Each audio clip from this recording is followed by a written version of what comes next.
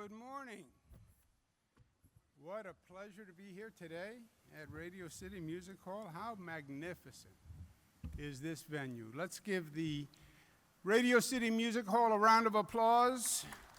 It's good to be back. I was going to start today offering my rendition and singing my own composition of New York State of Mind. I was rehearsing for days. I was all prepared. Mr. Dolan just informed me that I don't have the appropriate union membership to perform, so I'm not going to sing. But I am gravely disappointed, I want you to know. Let me introduce the people who are with me to my right. Mr. James Dolan, Executive Chairman and CEO of Madison Square Garden Entertainment. To his right, we have Karen Hempel, who is the interim CEO for New York Roadrunners. We then have Mr. Robert Mujica, who's the director of the state budget. He's in charge of finances. To my left, Jane Rosenthal, who is the co-founder of Tribeca Productions, and to her left, Dr. Howard Zucker, who has been extraordinary in his guidance to the state of New York all through this COVID pandemic. As I said, it's my pleasure to be here today, and we have a lot of good news.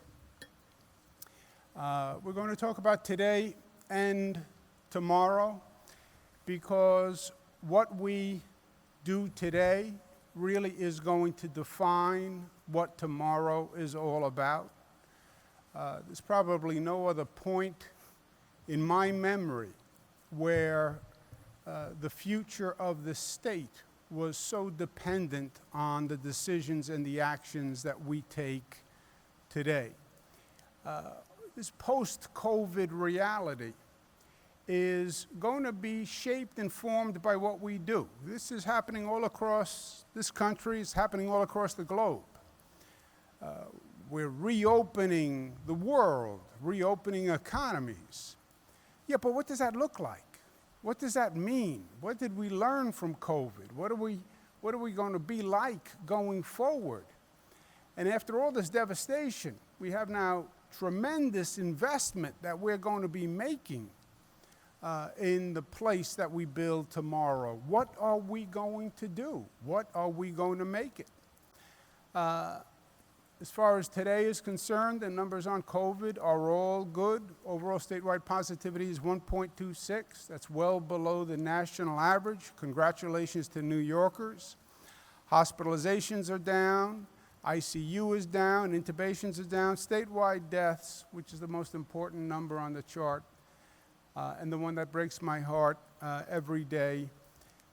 11 New Yorkers passed away. So anyone who says, well, COVID is over, it's a thing of the past, 11 people passed away. 11 families are grieving today because they lost loved ones. So keep that in mind. But the number of deaths is the lowest since October 30th. You look across the state, and this has always been interesting to me, and it's been true from day one. The COVID positivity rate varies across the state. Why? It's one state, same governor. I've been giving the same message, same numbers, same health commissioner, same policies, because COVID positivity is a function of individual behavior, period. And it is a function of community behavior. You tell me what a person does, how they act. You tell me how a community acts, I'll tell you the COVID positivity rate. Are they wearing masks? Are they getting vaccines? So you see across the state, you go from a low of 0.5 to a high of 2.7 up in the Finger Lakes. It's all a function of behavior. You take New York City. Even within New York City, Staten Island, 1.2. How can that be when you have Manhattan at 0.5? Density, how do you explain it? It's a function of individual behavior and community behavior. But the positivity in January, after the holiday surge, remember, we were close to 8%. We're now down to 1.1%. Hospitalizations, we were up near 9,000 hospitalizations in January. And now we're down to 1,700, which is the lowest since November 15th. So all the arrows are headed in the right direction. We are managing COVID. We haven't defeated COVID, but we are managing COVID, and we're managing COVID well. The vaccinations were always the key to defeating COVID, and we're doing very well with that. 17 million doses. Just think about that. 60% of New Yorkers over 18 have received one dose already, and the percentage of people who come back for the second dose is very, very high. Over half the population, 52%, fully vaccinated now. But we still have more work to do on vaccinations. The numbers on the vaccinations are the only number that is not doing as well as the others. Part of that is common sense. The people who were most eager to get a vaccine came in and got it. And now we're getting towards a percentage of the population that's not that eager to get the vaccine. And then you have a subgroup that is just reluctant and hesitant to get it. We started a new program because these are times to be creative and do things you've never done before. The MTA's Get a Shot, Take a Ride program. Theory is you're going into the subway, you're going onto a train. We will have the vaccines in the station. So you literally walk right past the vaccination to get on the train. And if you get a vaccination, then you will get a free pass on the subway or the Long Island Railroad or on Metro North. So a financial incentive to get it. We tried it last week, 5,700 vaccinations in 5 days. So it worked very well, and it was a pilot. We had never done it before. We're going to extend it because it's worked well.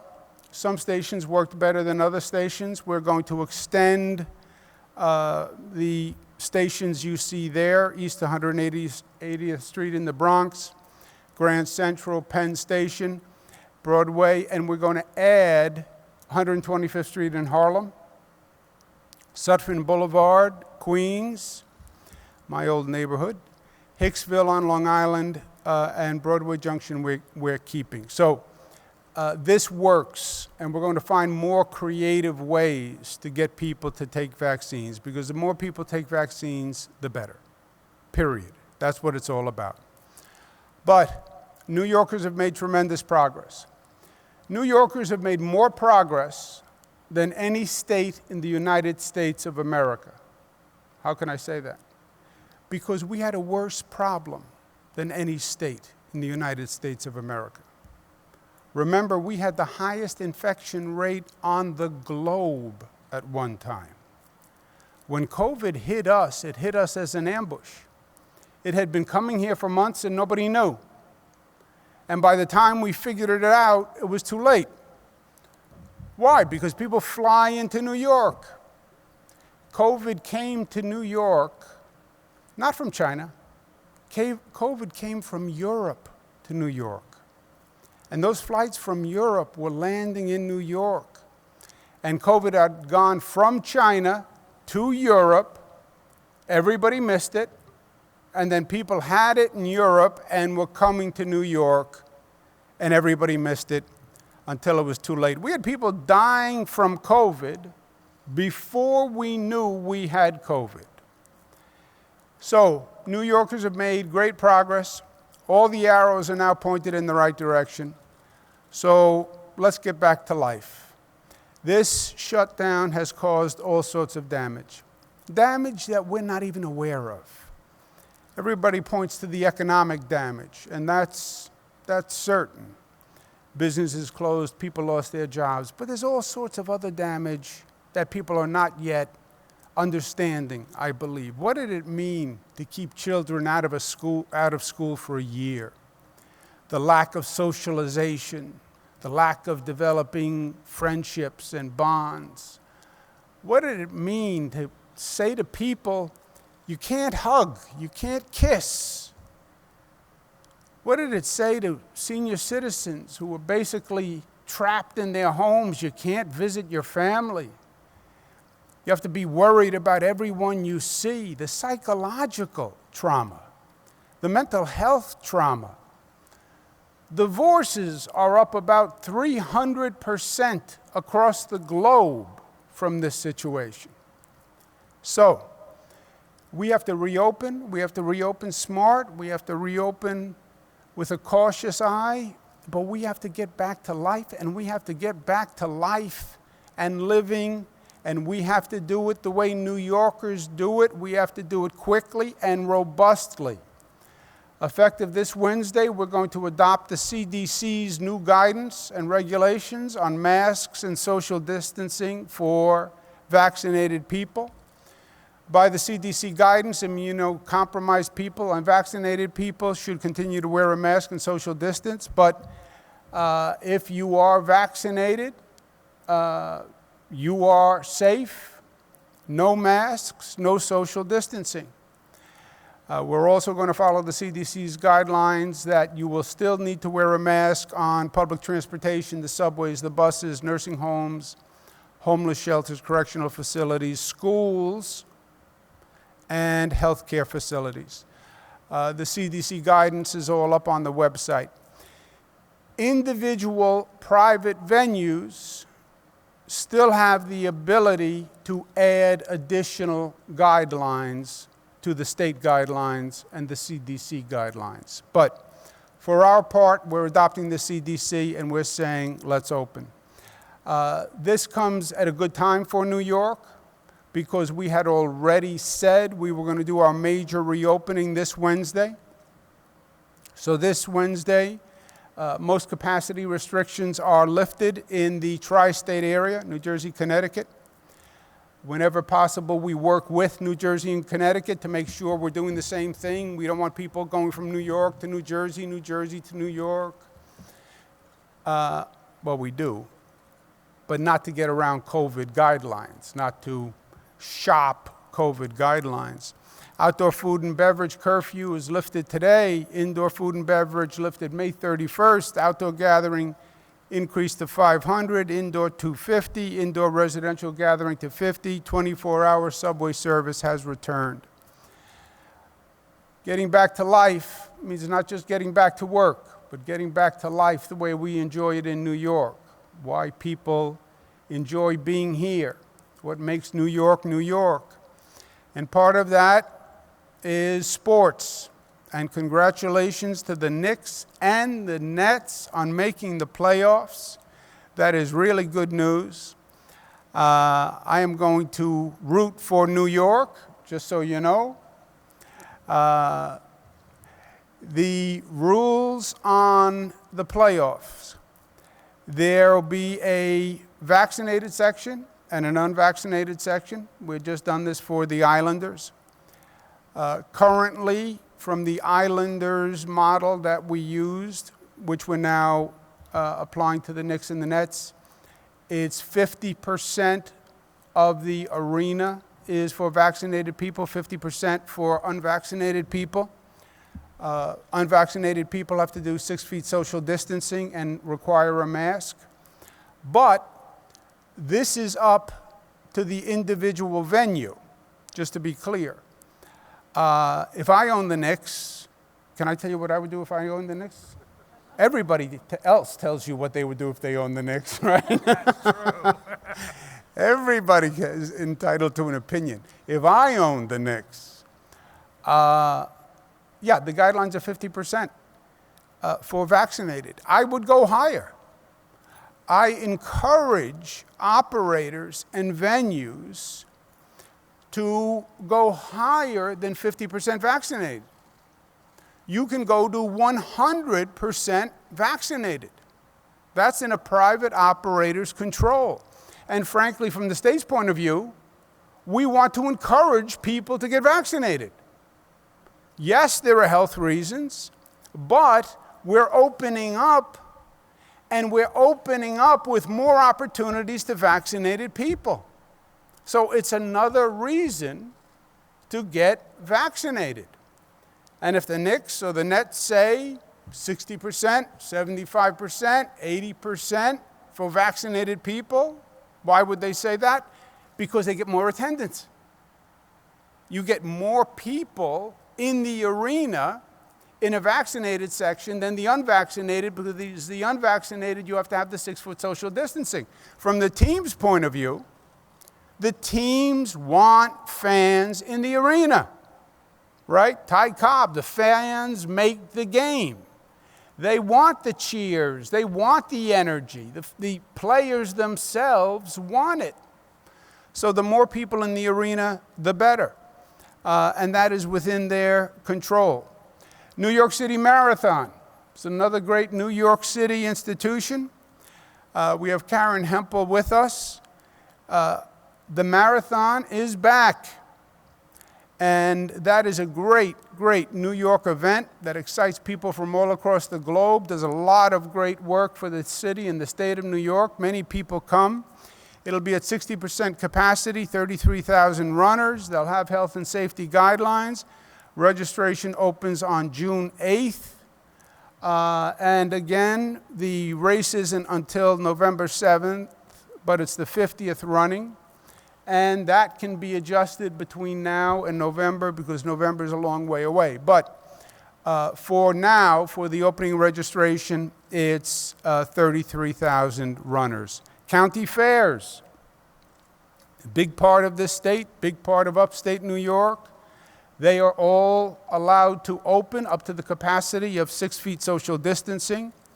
The local Department of Health will issue a permit. New York State Department of Health approves events over 5,000. Private operator can again set their own rules, or a government-owned venue can set additional rules. And Tribeca Film Festival is going to reopen. Talk about everything comes around. Tribeca was formed post 9/11. Post 9/11, I don't know how many of you are old enough to remember. There were so many naysayers about New York post 9/11. It's over for New York. We're a terrorist target. Everybody's going to flee New York. Nobody wants to stay here because now we're an ongoing target. Going downtown, forget it. You couldn't get people to go downtown. What was the logic? I have no idea. What did you think? There was going to be another terrorist attack and it was going to happen to be downtown again? But the esprit de corps of New York, the confidence in New York was gone. Tribeca was formed to bring back the New York spirit, to bring back what New Yorkers loved about New York. And it did it brilliantly. That was the founding of Tribeca, to help New York rejuvenate post 9/11. And Tribeca is now helping New York rejuvenate post-COVID. This is about rekindling the spirit of New York. Yeah, you can open buses, you can open subways, you can open businesses, but we need to get the exuberance back, the excitement back, the love of New York. I love New York. I love New York. Why are you in New York? Because I love New York. It's that emotion, it's that spirit. And that's what we're getting back, that, yeah, we're New York tough. Yeah, we went through a tough time. Yes, COVID was tough, but we're tougher. We're better. That's the New York spirit. That's the New York mojo. Tribeca will open on June 9th at a new park that we're opening on Manhattan West Side, Pier 76, which is magnificent. It's a new public space. It goes right out into the Hudson, magnificent views. And Tribeca, on their opening on June 9th, will host a screening on Pier 76 for Lin-Manuel Miranda's In the Heights. And The closing night of Tribeca is June 19th. It's going to be right here with a red carpet closing night performance at the magnificent Radio City Music Hall. 100% vaccinated, mask-free audience. This beautiful hall will be filled once again with what I am sure is going to be a phenomenal, phenomenal evening and attraction. Having Radio City back at 100%, without masks, with people enjoying New York and the New York arts, is going to be not only symbolic and metaphoric, but I think is going to go a long way towards bringing back this state overall. And we do want to say directly, 100% at Radio City Music Hall. So if I'm not vaccinated, I can't go. That's right. That's right. The whole point of the CDC's change, the whole point of our change, is to say to people, there are benefits to being vaccinated. Number one, if you get COVID, which there's a fractional chance that you get it if you're vaccinated, you won't get as sick. Number two, you can't transmit it to anyone. And number three, yes, New York is opening, but you're going to have more opportunities if you are vaccinated. And yes, if you're vaccinated and you go to a ball game, you sit in a vaccinated section and you sit next to your buddies and your friends. If you're unvaccinated, you have to sit 6 feet apart. If you're vaccinated, yes, you come to Radio City Music Hall. And if you're unvaccinated, that's your choice. But you can't go into the Radio City Music Hall with vaccinated people. For Radio City Music Hall to do this is so powerful because you have to remember, history repeats itself. Radio City Music Hall is not just an iconic venue. It was built by John Rockefeller when? In the middle of the Depression. Why? Because we were in the middle of the Depression.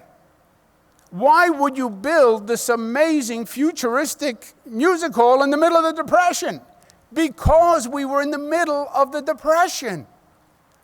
And Rockefeller's vision was, let's build something that inspires and shows hope. Why did Governor Smith build the Empire State Building in the middle of the Great Depression? That's when you're going to build the tallest building? Of course that's when I'm going to build the tallest building. Because we are in the middle of the Depression. And we want that building to rise because we want those spirits to rise. Yes, says Rockefeller, I'm going to build an awesome music hall. Better than anything you've ever seen before, because that's the statement that I want to make. The largest auditorium in the world, the biggest stage built for the ages, with technology never deployed before. They did that in that moment to make that statement because they were faced with a challenge. But they wanted to stand up to that challenge. And that's the message we have to remember today. People ask me all day long, what is New York going to be like post-COVID? What do you think? We determine what New York is going to be like. There's no pre-written destiny here. You tell me what we do, I will tell you what we are post-COVID. It will be what we make it to be. And what Radio City Music Hall says is, imagine what you want it to be. And then build that. 2 steps. imagine a better New York, and then make it happen. And we will imagine a better New York. Because New York was not perfect pre-COVID. We want to go back to the day before COVID. No, we don't. I don't. I want to go back to a New York that never was. Let's build a New York that is bigger and bolder and safer and sweeter and cleaner and safer and more just than ever before. This is the moment to do it because the table has been reset. Every governor, every mayor, every country on the globe needs to recover from COVID and needs to transform themselves for a post-COVID world. Who wins that competition? Who's ever smarter, faster, and more entrepreneurial? Whoever has a better imagination and more vision, that's who wins. And you know what that is? That is the definition of what makes New York, New York. And what makes New Yorkers, New Yorkers. And why we built the Empire State Building. And why we built Radio City Music Hall. And why we started the Tribeca Film Festival. Because you can knock us down, but we're going to get up. And we're going to get up smarter and stronger and more united than ever before. That is us. That's who we are. It's in our DNA. It's what we mean by New York tough. Otherwise, you don't make it in this place. We have and we will, and we'll do it together. Thank you for being here. And with that, let me turn it over to Jane Rosenthal to speak about the Tribeca Film Festival. Thank you, Governor. What an exciting and hopeful day. It's really an honor to be with you. And Jim, congratulations on the Knicks. We've been through a grueling year, and it's been devastating, frustrating, at times frightening. We've missed each other and the opportunity to be together, to watch a movie, to dance, laugh, and sing, like right here on this stage. Bob De Niro and I started the festival 19 years ago, as the governor said, in the aftermath of 9/11, with the purpose of bringing people back downtown. Not unlike today, there was a need to rebuild and reimagine New York. We wanted to unite and bring people together from all over the city, the country, and the world. Now, in the wake of another crisis, our founding mission is even more relevant today that it was more relevant today. This year, we want to ensure that we can reach all corners of New York.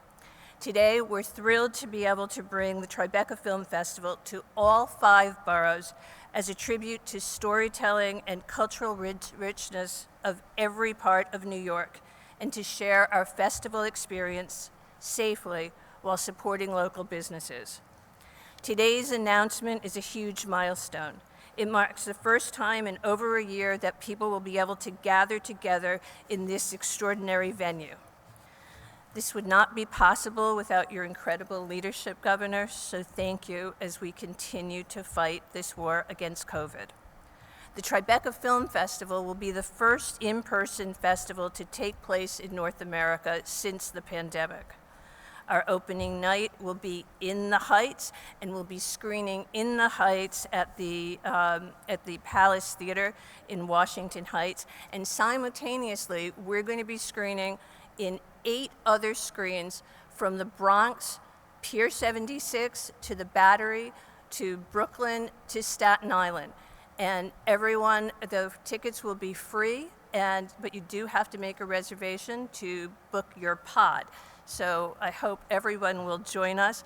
As the governor has pushed us to do so many times, it's about reimagining.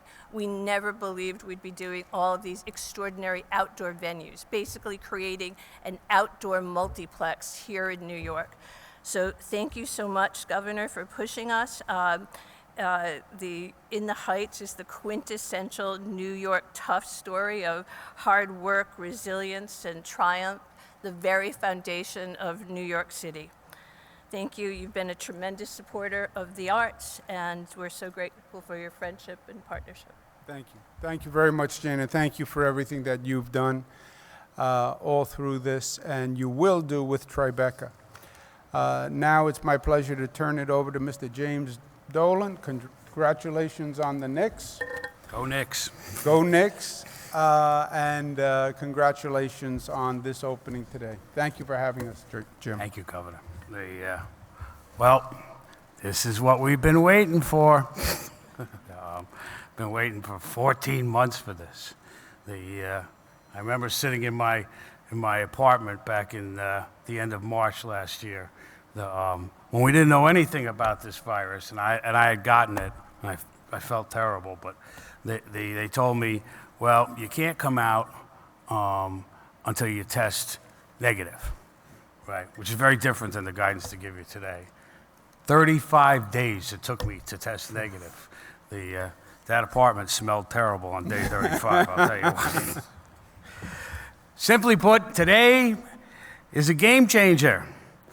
It's a game changer for our venues. It's a game changer for entertainment, for sports, and for New York. This is what we've been waiting for, New York, to bring the culture back, to bring the spirit back to New York. And the governor's announcement today is the moment that we can really start to do it.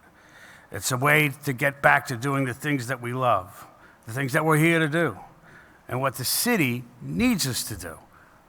That's the role that Madison Square Garden and Radio City and the Beacon Theater, et cetera, that's part of our role here.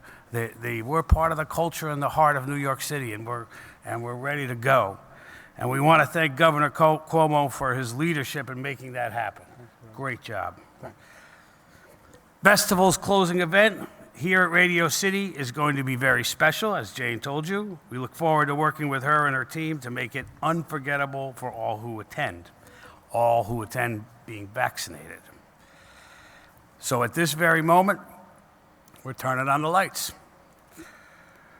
We're going to immediately, and I've actually started this morning, making phone calls, start to book concerts at our venues that we anticipate will make for a blockbuster summer, which is really different because we didn't think this was going to happen. We were really planning on a blockbuster fall. So thank you. And we're going to get right to it. And later on, not today, but soon, we will be announcing a slate of concerts. But I'm telling you now, as the governor said, get vaccinated. Because if you don't get vaccinated, your chances of going to participate in this great summer are going to be either non-existent or greatly diminished. And it's important because you have to have 2 weeks, right, Governor? Yes. Right. So, we're starting the book now. Go today and get your vaccination so that when these shows come, for when the Knicks make it to the second round, I hope, you can come. And we'll have a seat for you. But first, we're going to look forward to an exciting Knicks playoff run with a lot more people. And for Knicks home playoff games, we're shooting to have more than 13,000 fans at the Garden, the majority of whom will be sitting in vaccinated sections, shoulder to shoulder. Our fans have been extremely loyal and have helped drive the team's success. I'm just noting that any of you who know about basketball know the concept of the sixth man in the home court. We've been missing our sixth man, and we've done as well as we've done without our sixth man, but we're getting our sixth man back for the playoffs, so we're going to be even better. And it's going to be so much fun and so loud at the Garden. So come. Tickets are going to be on sale first to season ticket holders Tuesday, and then we think to the general public on Wednesday. They're going to go fast. Get them, but get your vaccine if you don't have it already. And finally, let's see. Just the last word about the Knicks.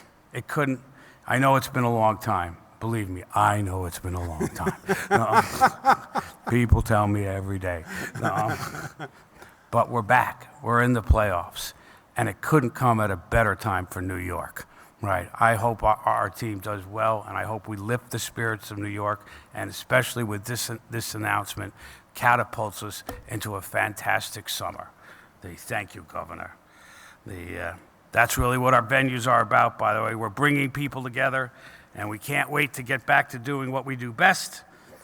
Governor, we really, really appreciate this today. Like I said, I've been waiting 14 months for this. This is the best. This marks the moment when we start getting back to business, and hopefully all of New York gets back to business. Thank you. Amen. Amen. Well said. Let's give James Dolan and Jane Rosenthal a round of applause.